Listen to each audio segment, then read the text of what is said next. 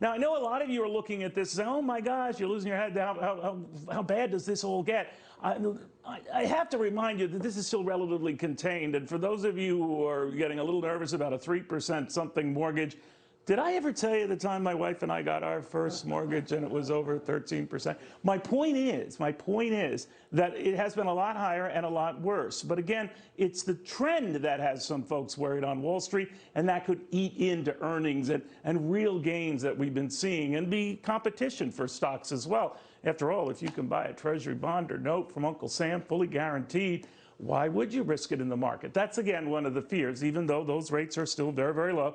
Let's get the read from Danielle DiMartino Booth, a former Dallas Fed advisor, I might point out, and our own Scott Martin, who wasn't even alive when we had the last inflation spiral.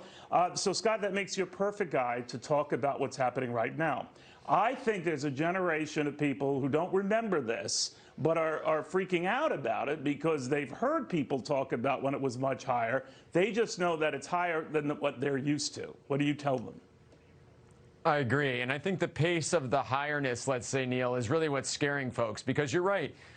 We've been facing this inflation bugaboo now for, say, 3 decades, since the 70s at least. And so if you look at the pace at which, though, inflation is starting to increase, and now we're getting that pickup in economic growth. Obviously, we have a lot of government spending behind that as well. You're starting to see some of the inflation numbers catch up. And you make a good point. Even though inflation may double from here, let's say, and get up, say, oh my gosh, close to 4%, that's nothing like we've seen in past decades, but it still is going to feel like a lot different of an environment than we've had in the last several years, where basically we were growing for free without inflation and without much wage growth either.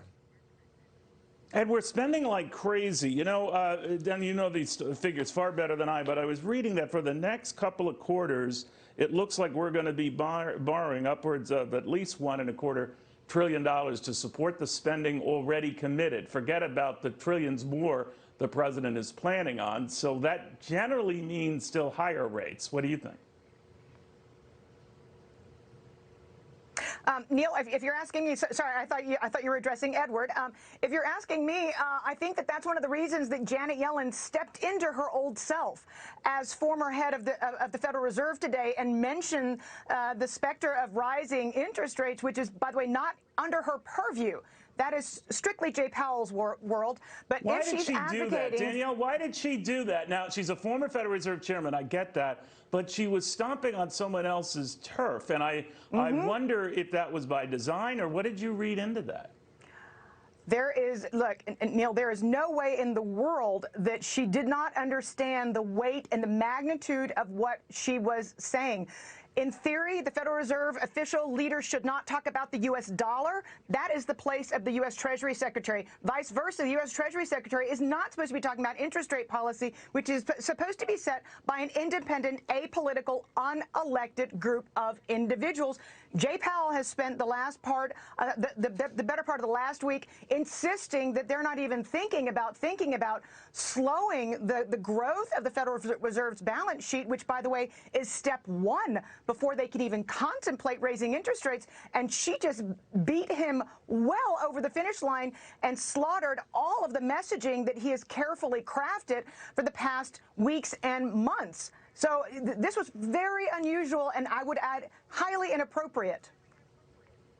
You know, Scott, if you think about it, the backdrop for this is all good news. Companies earning money hand over fist. They're doing much better than thought. The technology companies, the very ones getting beaten down yesterday and today, are the ones that are reporting these off-the-chart numbers. Retail sales soaring, car sales doing very, very well, consumer confidence the highest in years.